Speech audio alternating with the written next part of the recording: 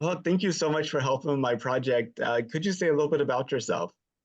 Hello, I'm Puneetha Sutram from India, and I'm currently pursuing my aeronautical engineer second year, and I'm 18 years old right now. I'll turn 19 this year in April. So I've been to ISDC 2019 when I was 14 years old, and actually going to the ISDC made me more interesting and made me, pursue into aeronautical engineering itself. So knowing about space, knowing about aviation actually changed my life and my goals completely different. I wanted to be a doctor when I was a kid. Right after I went to ISDC, it changed my whole life. I want to be engineer now, create space tools and everything. And actually, my hobbies are watching anime, a lot of anime and dramas. I also read a lot of books, like sort of novels and also stories. I actually like dancing, but I don't dance in front of public. And I like speaking to people a lot. I'm very talkative, and I learned softwares after I joined into engineering. But before that, I learned to document for the projects I've done before for ISDC and also other space debate projects. That's it. Um, Thank you. yeah, well, thank you so much. I'm trying to remember ISDC 2019. Was that the one that was in like Virginia? Yeah, it was in Virginia, Arlington. Arlington. Yes, I actually went to that one too. So we probably Oh, passed each other in the hallway there. yeah, probably yes. Actually, I met lot of scientists. So first, when I saw your LinkedIn profile, I thought I met you somewhere, but I'm not sure if I did or not.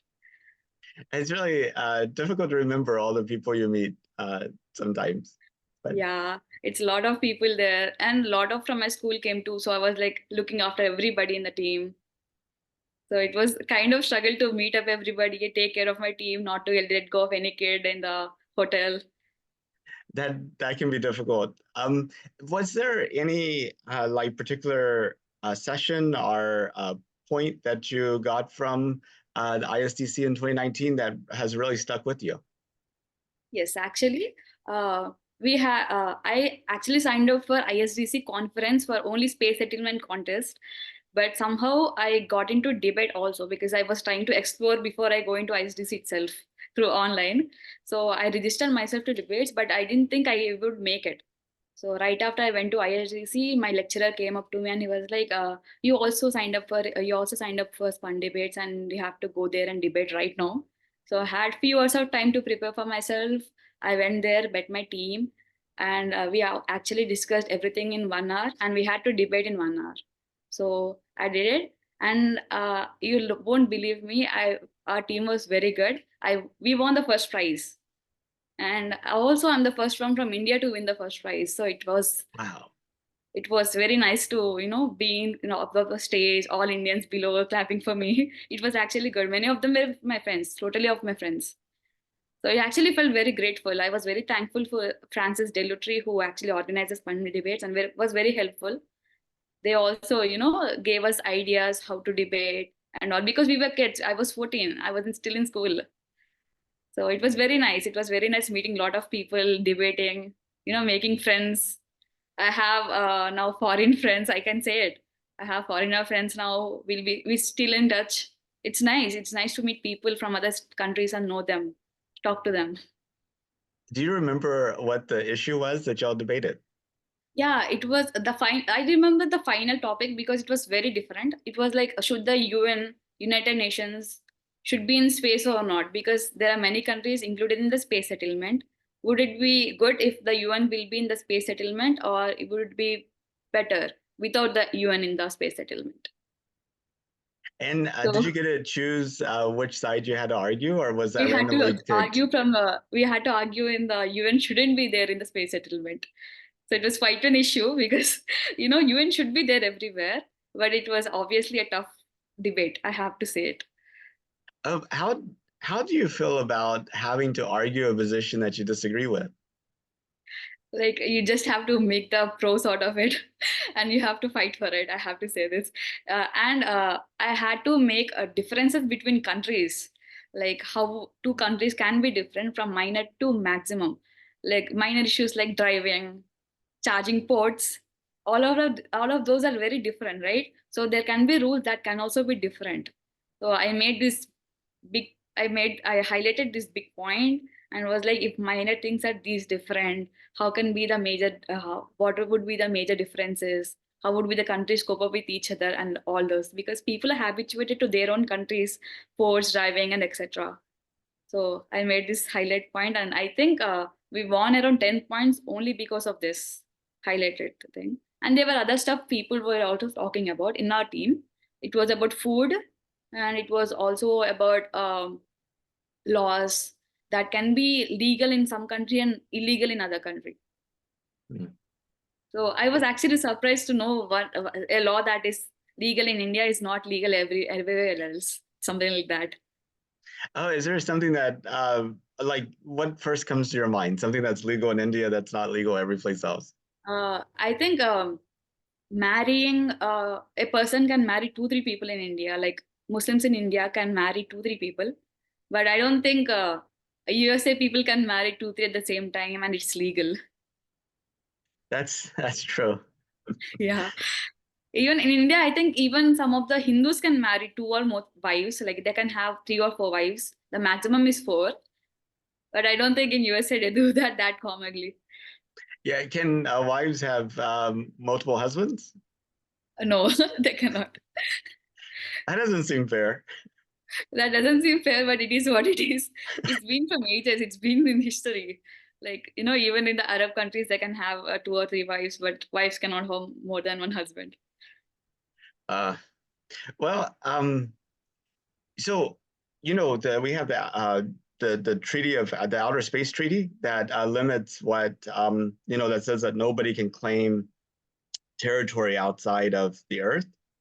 So like whenever the United States landed on the moon and they planted the flag, they weren't like claiming the moon for the United States. It was just a symbolic thing, and the moon still belongs to everybody. But at the same token, the fact that you can't actually like own the moon and develop the moon means that like the same sort of economical processes that we have here on Earth can't be applied in the same way to space. And so that kind of inhibits the ability to develop it, because um, if you go and find some resource on the moon, you can't say I claim it, and then you go and tell other people about it, and then whoever shows up first can get it, type of thing. Um, I was wondering, is this something that y'all talked about or thought about? And I mean, what do you think about that situation? Do you think we have to change the way that we look at outer space in order for us to go there? Yes, I do actually. Uh, Instead of claiming whoever wants it, we have to actually help each other and make a better out of each other. Like we can help each other countries and make a better space, better moon exploration project instead of competition and claiming that they have done it first or anything like that. Um, like for example, India have sent an thing to moon for exploration, the lunar space. It's called Chandrayaan 3, so it's like backside of the moon. So many countries were actually opposing and supporting the India on that topic. But I think if anyone who wants to explore space, explore moon, for it to have a better exploration project, for it to be better for the future generations to know about moon more, we have to support each other instead of competition and claiming. I just think it's better for the future if we help each other out. Absolutely. But I mean, over here, we were, celebrating and having parties about Chandrayaan 3 landing and kind of the success there. So I don't know of anybody that was against it. Could you tell me more? So if I tell you like this, if it's not moon, if it's Mars, for example, the budget is the issue, the technology is the issue, and if you look at JAXA, the Japan Space Agency, they haven't done so many projects on the moon, but they have superb technology compared to any other. We know that Japan technology is much futuristic. They can help out India or America. They can help out India and America collaboration also for us to have a better moon project. I just mean we can help each other out in terms of everything we have. For in India, we have less budget. For example, we have done the ISRO project in 500 crores. It's actually less compared to what USA materials we get and any other country materials. So we could do it in a less budget. So we can take scientists from America, elements from India, technology from Japan, and make a very extraordinary project that would be super successful. Instead of just claiming each other, instead of being competition of each other, who can do it better? You know? Yeah, and I think we've had a little improvement on the US side in this regards because when we first went to the moon back in like 1969, and we said for all mankind, we're landing on the moon, it was a completely an American project. It was developed here in the US, only Americans worked on it, that type of thing. But with Artemis, we have the Europeans making the service module. Um, we're sending a Canadian around the moon for Artemis 2. We're developing the gateway, and like Europe, Japan, Canada are all contributing to that. And I think there's talk also about sending Indian astronauts to the International Space Station as well. So There were two or three people Indians in even Apollo missions. that's amazing. Yeah. Like I have a set of standard questions that if I usually ask, and if I don't ask them, we'll probably talk about a whole bunch of other stuff and never get around to them. So I guess first of all, did you know that NASA's going back to the moon? Yeah, I did actually. So I'm a associate member of NSS, National Space Society, right now. I've been talking to people, having meetings with each other, growing up my profile. So now I stand in associate membership, status. So I've been to every meeting they conducted till now. So I know that NASA is planning to go back on the moon soon. But did they confirm any year or date that they would go to the moon back? Well, so whenever I started this project, the plan was to have people go around the moon in 2023 and land on the moon in 2024. So obviously we didn't go around the moon in 2023, and we're not landing on the moon in 2024. But then the latest update is to have them go around the moon in 2025 and have them land in 2026 or 2027. One of the two. Yeah, one of the two. Something like that. I think it was 2025 and 2026. But anyway, it's been pushed out a few years. And people, I think that Artemis 2, with the astronauts going around the moon, probably will happen on time because, the technology has already been developed and tested.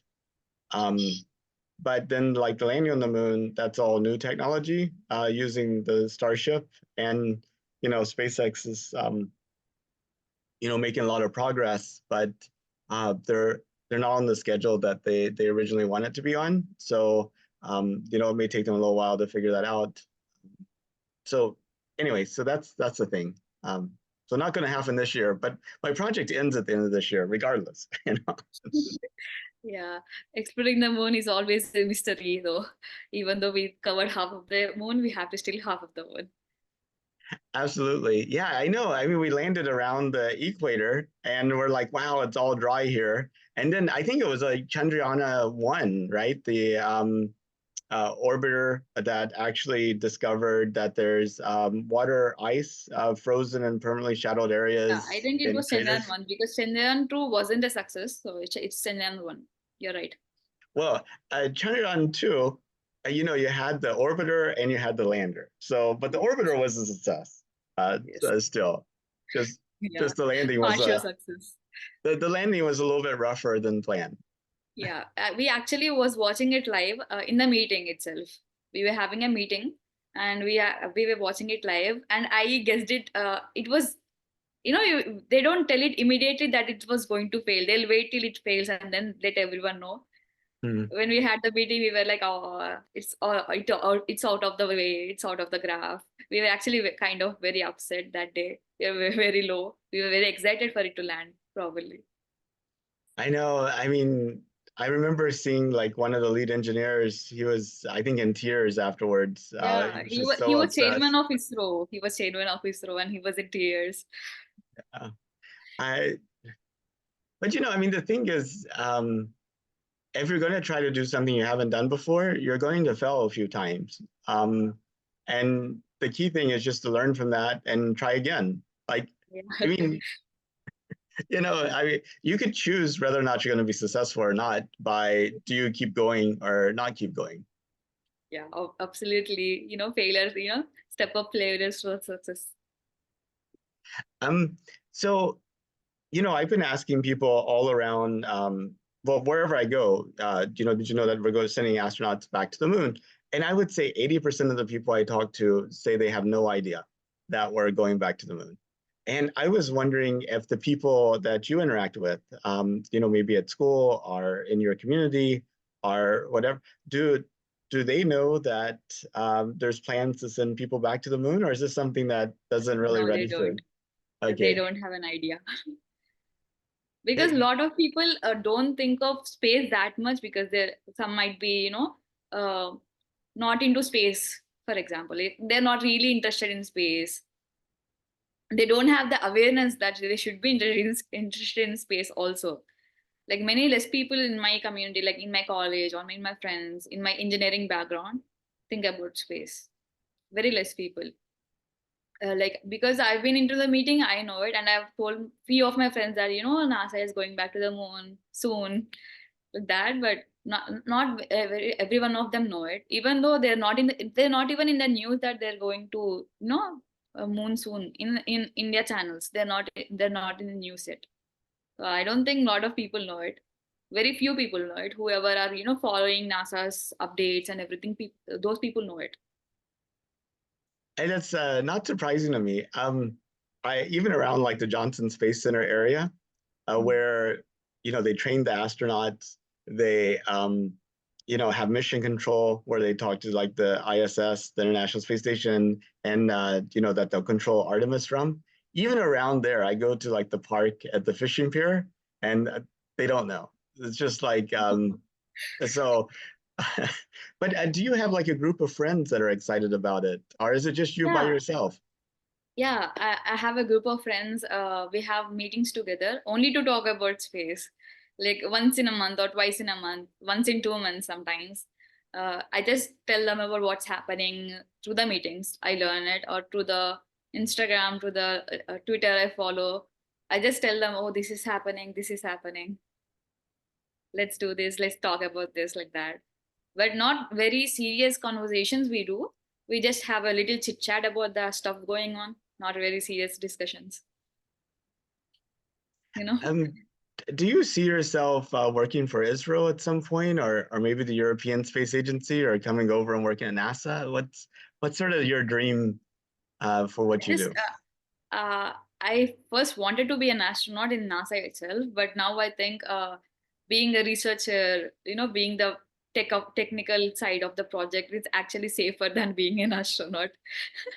I should actually appreciate every astronaut out there risking their lives to go into space. They won't know what happens in the next second in the space. So after I learned what astronaut hardships go through, I just thought, astronaut, it's very risky. We have to stick it to the technical zone of the space projects. I want to actually work in NASA as a space researcher, most probably like an aerospace researcher, aerospace engineer. And So so, if you had an opportunity to go to space, you would say not for me, or you would say, okay, let's do it. it'll be based on the project. If I feel like the project is like 100% not risky, I would go for it. But if it's like 50-50 chances, 70-30 chances, I wouldn't go for it. Okay, let's say space travel becomes a common thing, right? And how many people would have to go before you felt comfortable to go and come back? I think it should at least be in millions, for it to be Okay. common thing. For it to be a common, it should at least be million, successful travel transportation journeys for it to be common. Yeah, then I think I would actually go if it's that common. I would actually go once in month to space just to explore it, just to see other sightseeing once a month. If I had chance, if it was that common, then I would go to space. What's the scariest thing you've done? I've Like, done. yeah. No, I have done anything scary, that scary, because I have very strict parents. They won't let me out that easily if they caught me doing something. But the scariest thing I experienced was, dancing in front of people because I can dance. I'm a traditional dancer of Indian folk dancer, but dancing in front of the university felt very scary because I don't have stage fear, but dancing is kind of different thing for me to do in front of people. But I have danced in front of people even more than 10 times on the stage right now because I'm a dancer. It's normal to me now, but it was scary the first time. I understand that fear. I have a friend whose son is getting married, and they have like the sangeet before Yeah. the marriage, and so we put in like we practice dances ahead of time, and so I was actually in one of those dance groups, and so I I think we did like Malunj Sanjana, and let's see a couple of other songs. Uh, my Hindi is not that good, but and my pronunciation's even worse. But it was a lot of fun. But I do know the fear firsthand of performing in front of people. Yeah. It would be even scary if you don't know the language and the people and the culture. Yeah. It's even scary for me, even though I'm from the same culture. I can understand you probably. Um. Well, whenever you think about your dream job, do you see yourself as designing things like spacecraft, or do you see you more on the scientific side? I see more it on the scientific side more than I see it in the manufacturing side. But I can now also design. I can do.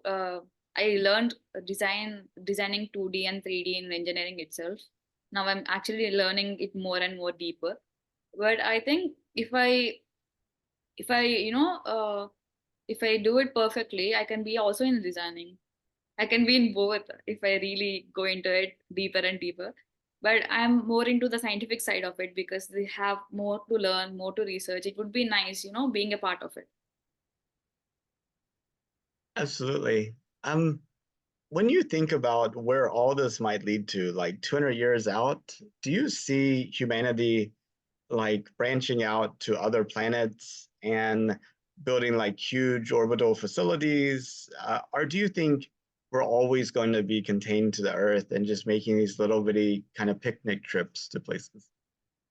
I think it will be a picnic type to places because we are actually more aware of the earth now. Even though we're aware of the space, we are trying to conserve it, pollute it less more, trying to protect the nature. All these have been going on along with the space exploration. So I think it will be more like a picnic to space. Families who can afford it or families who want to, I think they'll go to space as a picnic, but they'll come to it back and live in the earth itself because more than making artificial living in space, it's very hard. It's actually compared to making an artificial living totally from oxygen to food in space is much tougher than protecting it itself. We can protect the nature. It's very kind of easier compared to the space exploration thing.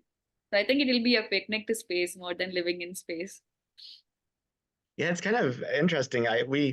There's this company, Axiom Space. Have you heard of them? Not really.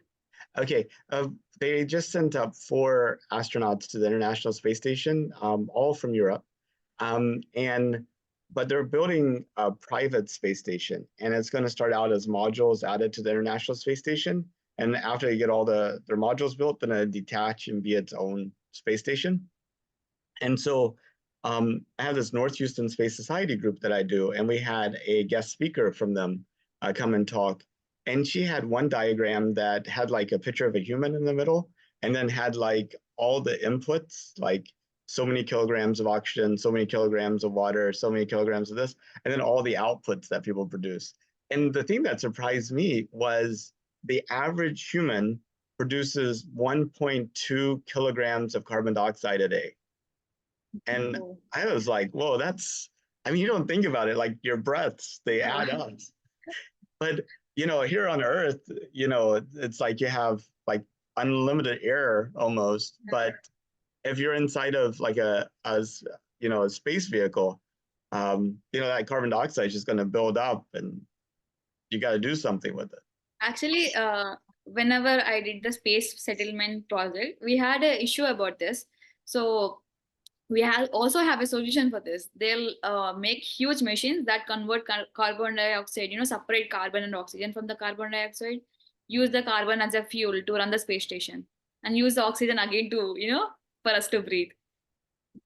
It's actually interesting that space settlement, a project where we think of food, how to make food in space, how to make oxygen in space, how do we make jobs in space. It's all included, but not very detailedly, but it's included in the settlement project itself. So it's actually interesting. I think if you go to any ISTC and listen to those projects, you'll know that they'll have a separate idea of how do they produce food, how do they grow plants, and how do they produce security to the entire space settlement, including the oxygen, carbon dioxide emission, hydrogen, nitrogen, everything.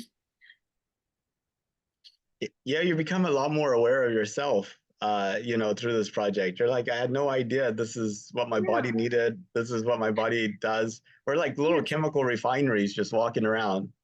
I didn't know, we take in hydrogen and even release it, but it's not that much of a quantity we release carbon dioxide, but it's also a quantity we release from our body when we, breathe in and breathe out hydrogen.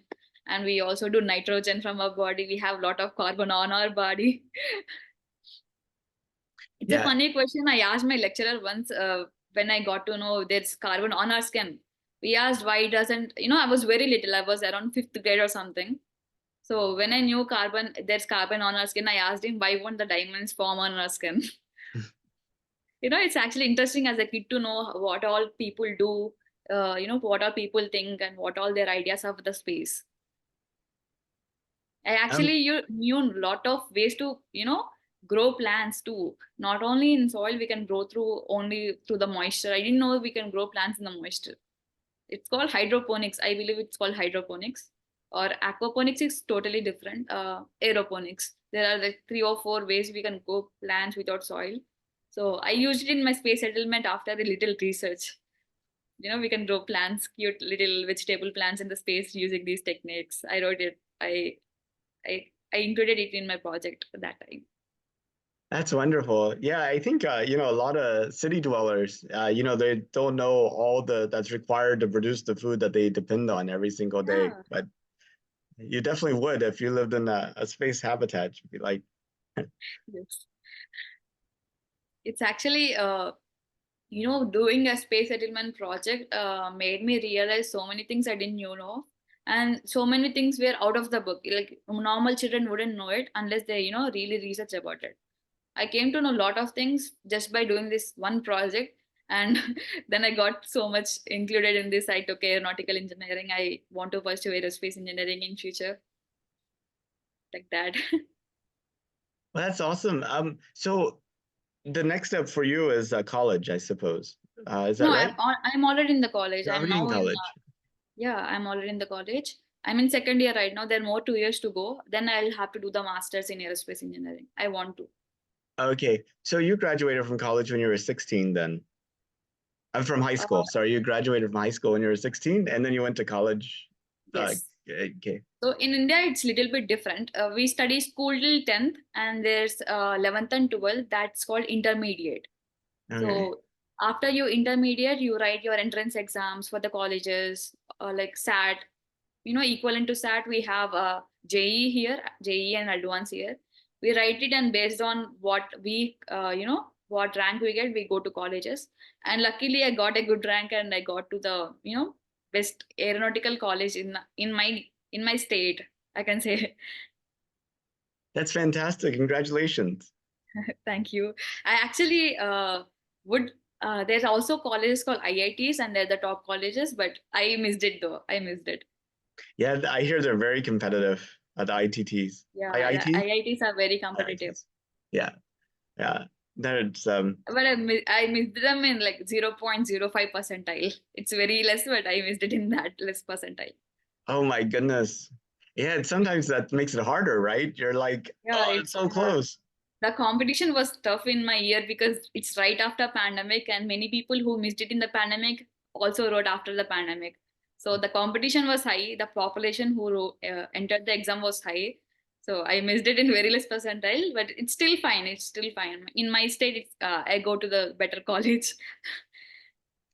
So you have 2 more years of college left, Yes, I have 2 more years of college. Then I'll have to go to the masters. and that would be another 2 years or so. Yeah. And then at that point, you're thinking, uh, trying to find something in India, or were you looking elsewhere? I'm actually for the BTech itself, like bachelor's in aeronautical engineering itself, I wanted to go to MIT. I wrote SAT. I wrote SAT and I got 90 percentile, 89 point something something percentile, around 90. So I was actually planning to go to MIT, but my mom was sick, kind of sick in that time. So I was like, I stayed back in India. I now want to complete my bachelor's and go masters, do in MIT or Illinois. I know few friends from Illinois, from the ISDC itself. So I'll either go to MIT or Illinois for the aerospace engineering. I was planning for it. Yeah, and whenever you say MIT, you mean Massachusetts Institute of Technology? Yeah, I do. Because It's the best one.